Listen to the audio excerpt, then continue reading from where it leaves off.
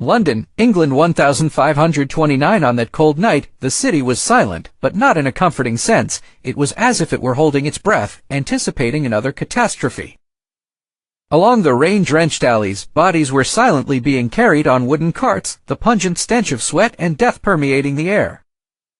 A young physician, Thomas Verney, stood in the doorway of a modest home, watching a weeping woman cradling the body of her young son. The child's forehead was glistening with sweat, his face flushed, and his eyes stared toward the ceiling. "Mother, I'm so hot," the words escaped his trembling lips in a whisper, before his body suddenly sank into violent trembling, followed by a frightening stillness. His mother placed a hand over his mouth, hoping he would catch his breath. But she quickly let out a sharp scream that pierced the stillness of the night. Thomas, who had seen this scene repeated dozens of times over the past few days, was no longer shocked, only the pain was growing inside him, a suffocating sense of helplessness. In King Henry V's palace, fear had even crept into the ornate walls. Servants whispered anxiously, some secretly fled the palace, and the king himself, a large man with an arrogant personality, was growing suspicious of everyone around him. "I don't want to see anyone. Keep everyone away from me," he cried angrily as he sat in his room, the guards closing the doors with a stern order. But the disease didn't require permission to enter. It afflicted nobles and servants alike. Some members of the court fell dead within hours, and outside in the narrow streets of London, death was creeping silently. There was no explanation. Profuse sweat, a high fever, sudden trembling, and then cardiac arrest.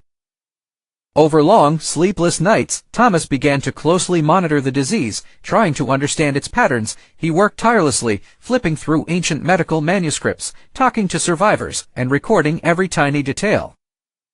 Then, one night, sitting in front of his small fireplace, a thought struck him like a bolt from the blue. The disease didn't strike the poor as severely as it struck the rich. It didn't spread through the air, as everyone had suspected.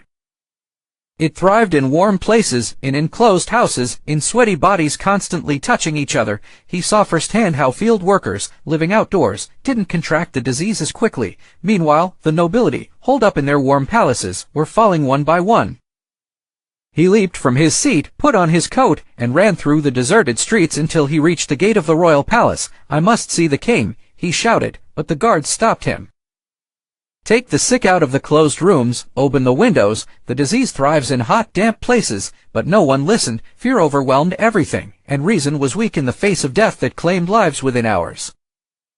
The disease continued to claim lives for weeks, then suddenly began to recede, just as it had come. There was no magic cure, just a change in people's behavior. Their fear made them avoid gatherings, made them open the windows, made them stop touching each other.